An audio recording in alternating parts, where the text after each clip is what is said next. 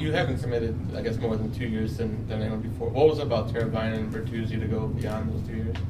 I think their style of play, how they can, fill different roles up and down the lineup, but especially their ability to play in the top six and help drive offense was something that we see value in, but it wasn't something we wanted just to have for 1 year or something. And frankly, if we wanted to go 1 or 2 years, we probably wouldn't have signed them. And so a little bit out of necessity to get the players, but also just guys that at this point of their career will be able to sustain a high level of play through those contracts. Do they complement Bedard well if it ends up being that way? I mean, Teravainen played with Aho a lot, and Bertuzzi kind of has that sort of gritty game that Bedard maybe doesn't have as much. Whether it's with Connor on a second line or wherever Luke wants to play them, I believe there are options to have those guys play with good players in the top six. And so, like you said, Tavo's played with good players in Carolina. Tyler's shown that he can play with some really good players and complement more skilled players very well. And so there's a lot of versatility there to how the coaches can use them. But their ability to play top 6 minutes in offensive roles was the main appeal there. Are these guys the kind of identity pieces that Nick Foligno and Seth Jones were talking about, and did you go into free agency looking for those type of players?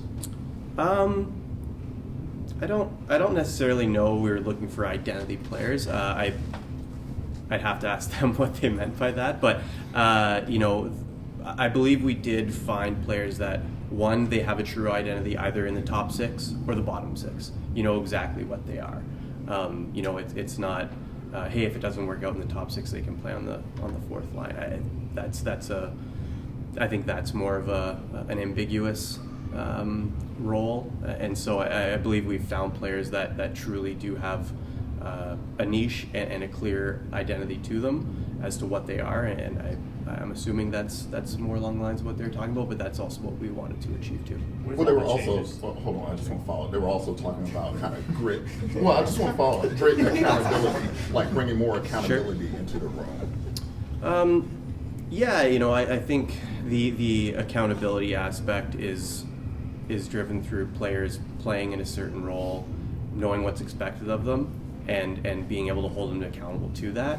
And so, but that part of that is also having players that can be put in a certain role and execute on that role and be held accountable to that role. And so I think it does play into the accountability factor as well. With all the changes, where do you want to be next year? I mean, I know it's hard to say it's going to be X number of points, right? But you've got some veterans coming in. You're going to be. You said you had to be better. You're going to be better. And that's exactly it. We want to be better. We want to be better. We want to, we want to be able to go into games and impose ourselves on a game more than we have in the past, rather than trying to always stem the tide or having teams take it to us. We want to be able to play with the puck more and control the game a little more and obviously get more wins as a result. But I believe it's our ability to impose ourselves on the game more than we have in certainly the last 2 years. You've created more competition, which was the goal, but yep. How do you balance this with when guys are ready? I mean, if Krasinski or Kaiser or Delmas or any of those guys are up, I mean, there's a lot of veterans that are now there. How do you evaluate who's ready and making sure that getting so many veterans in also doesn't block their paths? Yeah, and I don't see anyone being blocked, especially to the point of development being hindered here. If players are ready, especially young players are ready, and they're ready to come in and elevate the group more so than a player that's in a spot, then we'll make the decision on how to best find a role for them and find that. But what we couldn't do is what I believe happened a little last year, where we had spots for young players, and then maybe they're ready, maybe they were just maybe not quite thriving. You can't fix that in September. You have to have bodies in order to make sure that if you do need to give a prospect more time, you have to do that in July. You have to have the bodies there, so there is the opportunity for development, whether it's in Rockford, whether it's a lesser role. You can't fill those spots with veteran players ahead of some young guys that aren't quite ready in September. It's too late. And so, I think what we're looking for is to create an environment that's an environment of, more winning than it was in the past, and the young players can come up and elevate that when they are ready. I really admire they're in a different situation than us, but I really admire the development path that like Dallas took with Thomas Harley and a Logan Stankoven, where those players were brought in when they were ready to go and they were ready to elevate the group. And you saw with Stankoven, it was like a late season addition last year for Dallas, where he spent the time in the AHL, was really good in the AHL. I'm sure if that was our situation, we had a player doing that, we would have heard very early on that they need to be up. But Dallas waited, they were patient, and then he came in and was one of the more effective players down the stretch in the playoffs. And so I think that's more the situation that we'd like to follow, rather than put them in and hope that it works out throughout the year, because it can work for 2 weeks, a month, like we saw with even like Wyatt last year. Good out of the gates. It's a tough league for young guys to thrive in, and we want our players to thrive. And the one thing that we've got at our disposal is Rockford, and I don't know if we've had a player that's gone down and come back up that hasn't gotten better in Rockford. And so we've got a ton of trust in Anders and his staff and the development staff working in Rockford to make sure that players go down there, they're going to be better. And all the evidence has shown that they do get better in Rockford. And so if that's the path we need to go, then we'll use that. What do you see for Korchinski next year on that note? Kevin's got to come in and earn a spot. I think we've created some competition around roles. That's what we set out we wanted to do after the season. And so him, much like anyone else, he's got to come in and take a spot, and he's got to be the young guys are going to have to be convincing in doing so, because what we don't want is to give them a spot and then after, again, like a month or so, it's just not working out, and we'd had to clear someone out to clear a spot for them, and then we can't get that player back. And so we want to be very sure that they're going to come in and elevate the whole group through their play and be able to sustain that. And so they've just got to come in and take a role. Kind of with everything you've done this week, the draft, the free agency, would you say at this point this is a turning point for the organization going up? I certainly hope we've taken a step. Yeah, I think the draft is a little bit of a different time horizon than a free agency, but another 3 first-round picks that we're really excited about. I think that's a step in one time horizon, and then some of the players we were able to add in free agency. I think we've made our NHL team better, which is great, and just to hopefully have more of a winning environment here in Chicago to bring young players into. I think will only serve to help the short-term development of those players, but the long-term horizons as well. Elliot and Tyler both mentioned Nick Foligno heavily recruiting them. 2 questions: does he get a commission? And what does it mean as a front office to have a veteran like that reaching out to guys and speaking on your behalf and getting guys to sign? Yeah, it's nice. It's funny to hear. I think Nick's got a lot of friends around the league. He seems like a guy whose network is very, very large, and so it's kind of funny when we hear that. We don't ask them to do these things, but I think Nick cares. He knows a lot of people, and he loves the team and wants to push this thing forward. So I think you can see that through some of his some of his discussions that he's had with guys, both internally, and obviously he's met a lot of people along the way externally that he's willing to tell how great he thinks the Blackhawks organization is. So it's much appreciated. The way you've timed this out too, looking at salary caps and when entry level deals and it's obviously a kaleidoscope. Mm-hmm. The way things move around. You've got a little room left, I think, this year. Are you happy with how this is, all these moving pieces are coming together long-term with your management of salaries and the salary cap? I am, yeah. I don't think anything we've done, we've spent a little more this summer, obviously. But I don't think anything that we've done has or will hinder the bigger picture here. We're very, salary cap's rising. We haven't signed any obligations that kind of tighten your collar a little bit where you're uncomfortable with anything. We have added some better players, I think, but nothing that will hinder the opportunity or the potential payment of some of our younger prospects. So very happy, very comfortable with everything that's happened and the horizon at which it's playing out in. With Bertuzzi, you just finally had to get your Sudbury guy on the active roster. Well, we already got Nick. We had to get another Sudbury guy. Yeah, right? So, it's just funny how it works out that way. It was certainly not someone we target because he's from Sudbury, but it doesn't hurt his case. What's the conversation like with Levshunov and his representation about where he's going to play next year? Yeah, kind of having those conversations right now. With Artie, I don't think there's a wrong answer. Adam Nightingale and the Michigan State staff have a world-class program, and so if he were to return to college, then he's got a really great program, facilities, system that he's going to play in on a good team in a great league.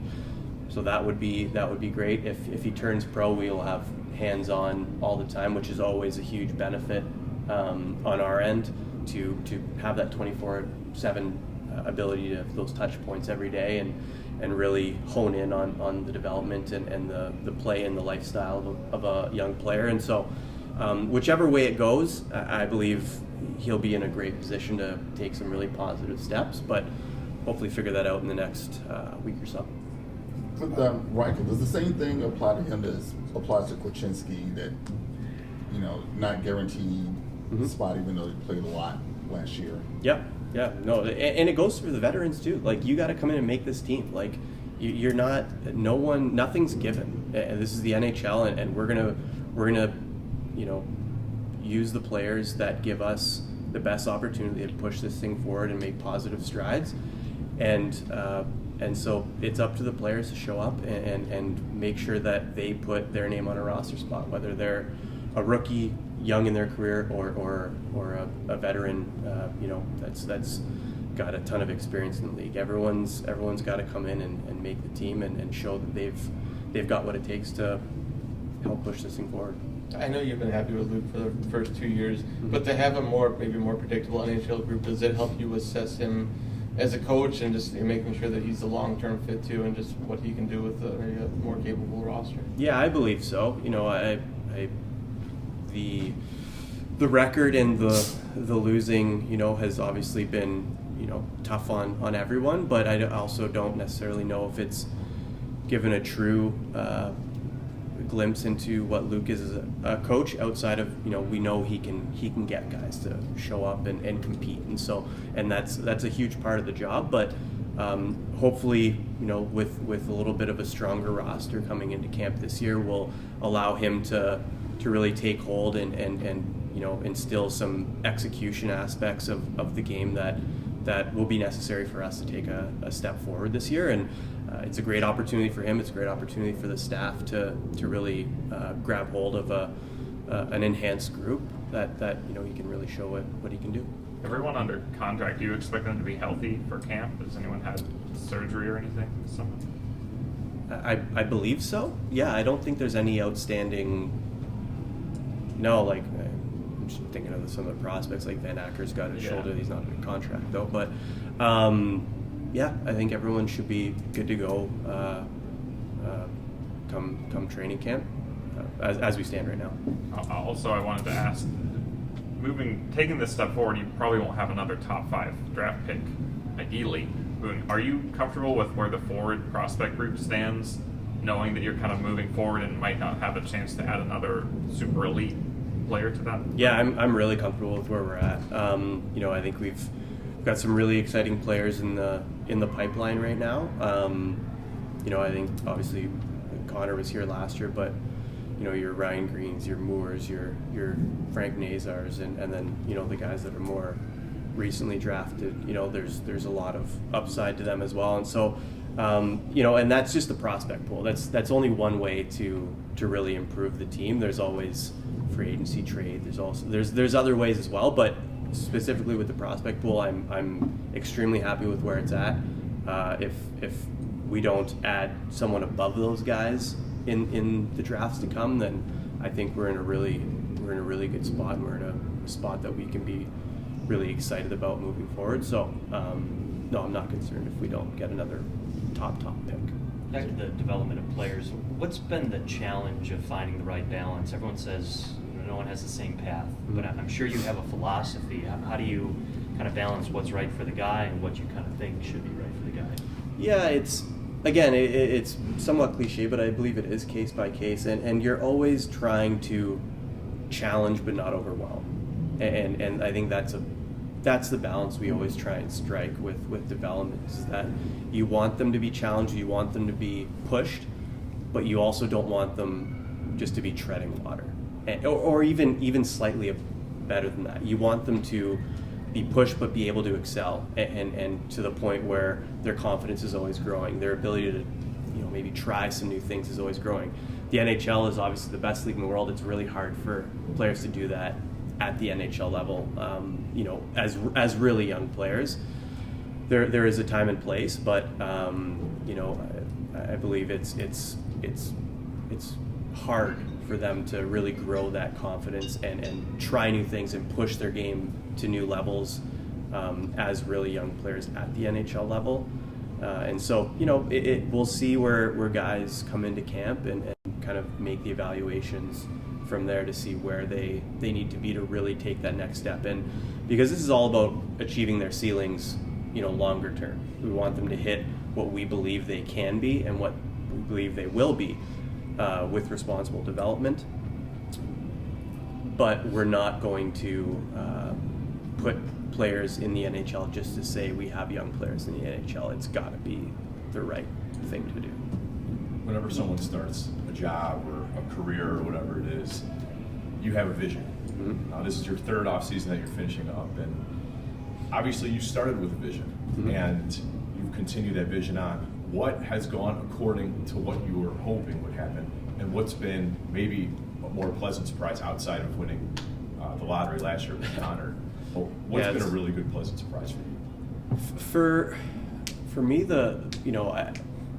starting this vision out a couple of years ago, it was always through the draft. It was always the foundation was going to be built through the draft. It wasn't going to be built through trade or free agency. And to have 8 first-round picks the last 3 drafts, and for them to go as well as they have, I referenced it after the first round, is that we've had these players that we've wanted, that we've targeted going into the draft, and you can't get all of them just based on you can only have a certain number of picks, and you like a lot of players, and you can't have 5 first-round picks every year, so you can't get everyone.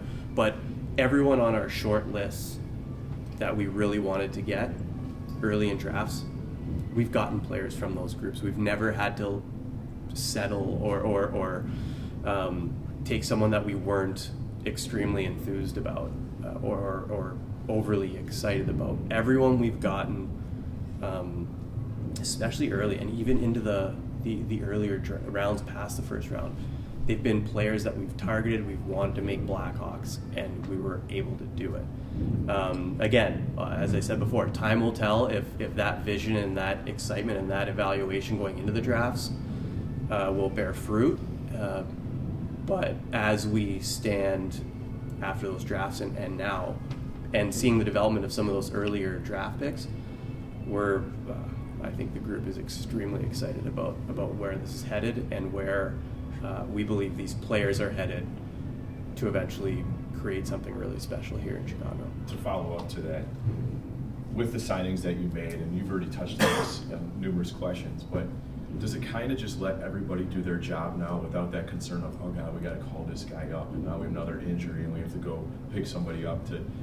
Does it kind of just put everybody in maybe a better headspace from you all the way down? I think so. Yeah. I just think back to last year, and we've done it the last 2 years where, look, we've claimed some players on, and again, you don't want to. We're not going to claim someone on waivers, but we had to fill holes through desperation trade or waiver claim, and those players filled in very well, and they did a very good job for us. But when you're signing players in free agency right at the start of the UFA season, it's just a different level of player, and so that's exciting about that. But I believe we've got a position where we can be responsible with development. We can create roster competition, accountability, raise the level of our NHL team, but also protect against things like we saw last year. And look, I've been in Chicago for over 10 years, and I've never seen a rash of injuries like that. So you don't plan on that. You don't sign a team around that. But we went through it last year, and we were not the deepest team to begin with, and we became a really shallow team in the middle of that year with all those injuries. And that's not fair to the veterans, not fair to the especially the young players having to step in and play such heavy minutes, that early in their career, and to be asked of so much from them during those times that's not healthy for their development. That's not what we want. And so to be able to create depth, and then if there are injuries and there's a player that is going to come up and be able to come into a spot that's into a team that's a little more positive and maybe getting a few more wins than we did last year, I think that'll only serve them well, and it'll be a great environment for the young players that are here. But then there's a great environment in Rockford that they can own next year too. But I think the options on where to put players in the environments to place young players only comes with more depth, and I think that's something we've achieved the last couple of days.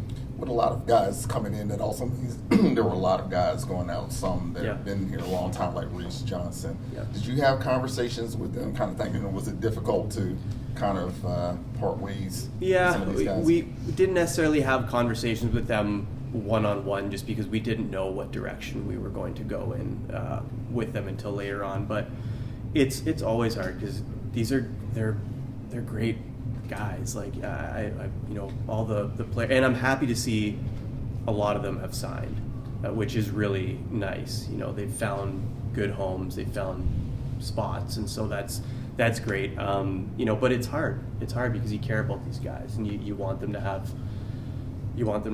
good careers, and you know what, that it's the business, that it doesn't necessarily all work out for everyone in the same spot with you, but you're happy to see them find spots elsewhere.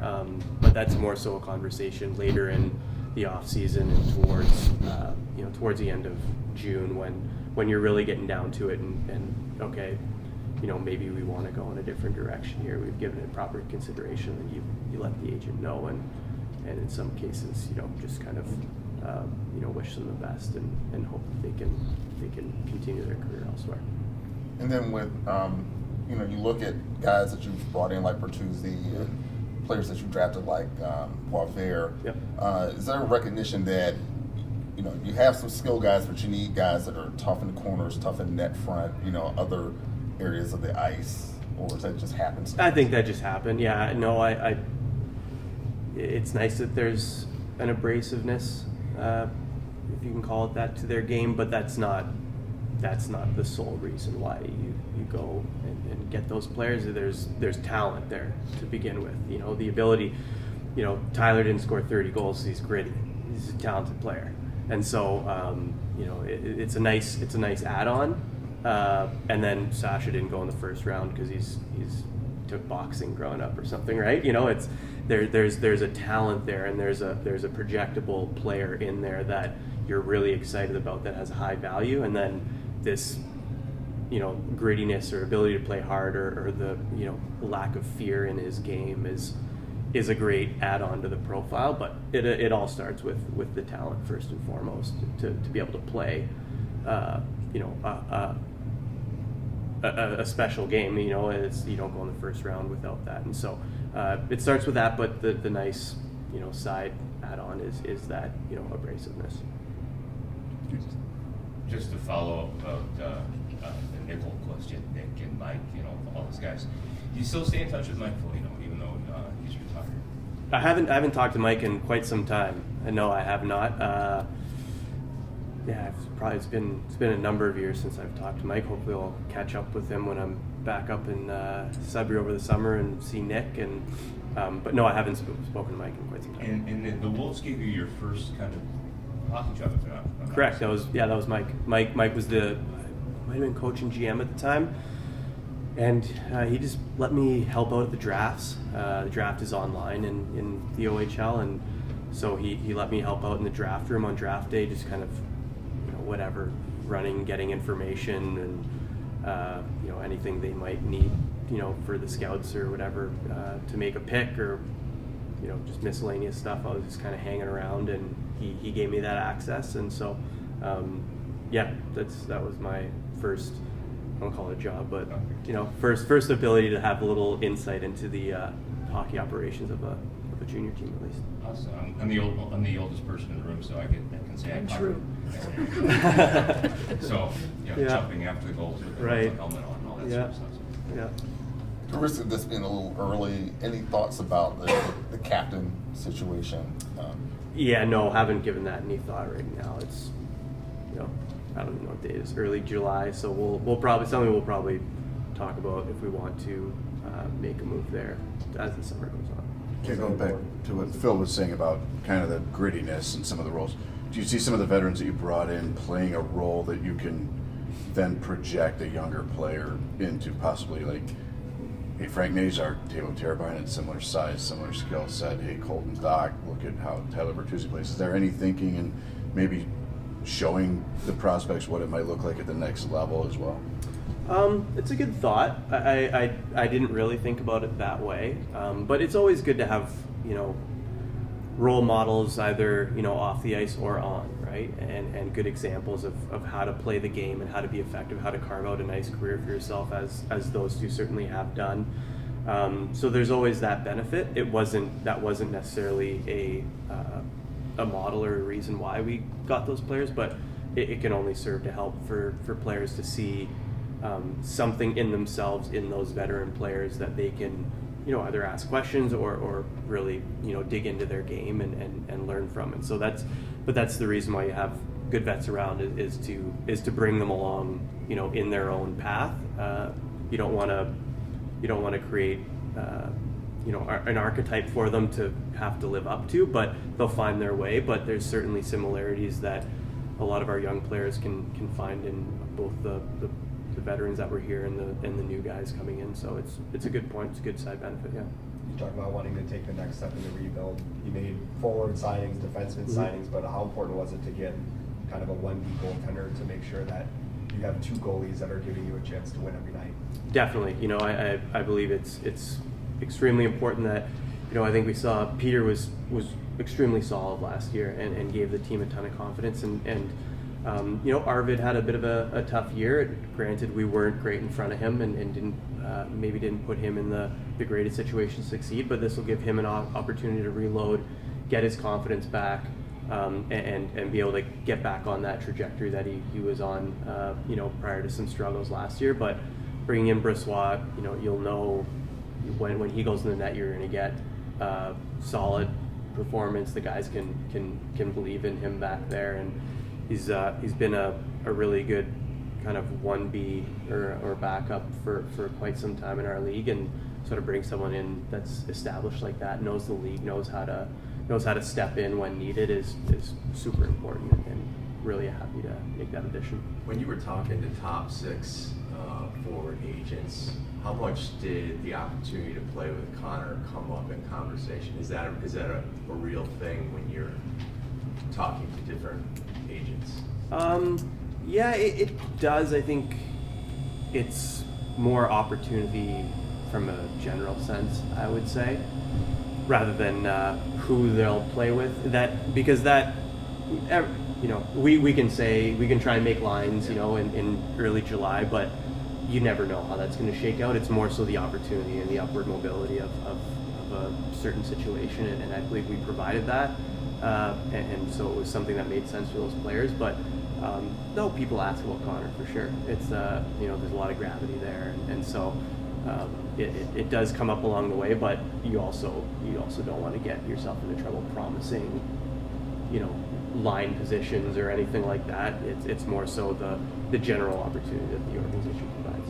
Anybody mentioned to you that by bringing back Teravainen, you've joined that storied Blackhawk tradition of bringing back a former player? No, yeah, I haven't necessarily heard that, but it's funny. This is way back whenever Tavo came over. I picked Tavo up from the airport when he first came over, and so it'll be nice. I don't even know if he remembers me or knows that guy that picked him up is the same person that signed him now, but that whether he knows it or not, we've got a little bit more history there than he may understand. So we shared, when he first came over, we shared a couple meals out together. He didn't know anyone, so I was kind of giving him the lay of the land a little bit early on in his career when he first stopover from Finland. So Was that true?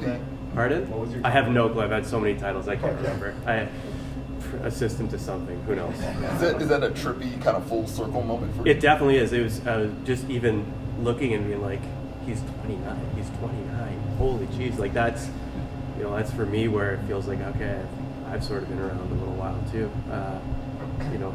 The years have gone by so fast that you lose track of the years that have passed, and so. But yeah, that was definitely a weird one, thinking that, I picked this guy up when he was 19 or whatever at O'Hare, coming over for the first time to play for the Blackhawks, and driving him home after games and stuff from back to his hotel. And so it was, it's funny to kind of see that come full circle where I'm signing to a new contract and bring him in as a veteran player when I picked him up at the airport as the youngest player on the team at the time. Did you pick him up this time? No, I don't think he's arrived yet. I probably won't, though. I think you can figure it out now. He can speak the language. He can navigate Uber or a taxi or whatever, so I'll let him figure that out. Yeah. Someone else can pick him up if he needs it. Good motivator for younger guys in the front office, though. Right, yeah, for sure. No, pick him up. Yeah, 100%. You never know what's going to pay off in the end, or the relationships that you're making along the way that come full circle later on. So. Remember what car you were driving?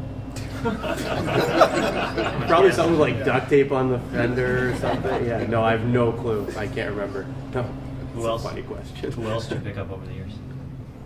That was it. Oh. That was it. No, you take guys to get their social security number, like Marcus Kruger, and that was more so the time back then. But no, Tavo was the one that I picked up and spent the most time with, because I was younger and he was by far the youngest, and so made sure he was comfortable here in Chicago, and kind of I think I was probably his first friend over here until he navigated the locker room and found some guys to hang out with there, and then they let him go with the team after that. So.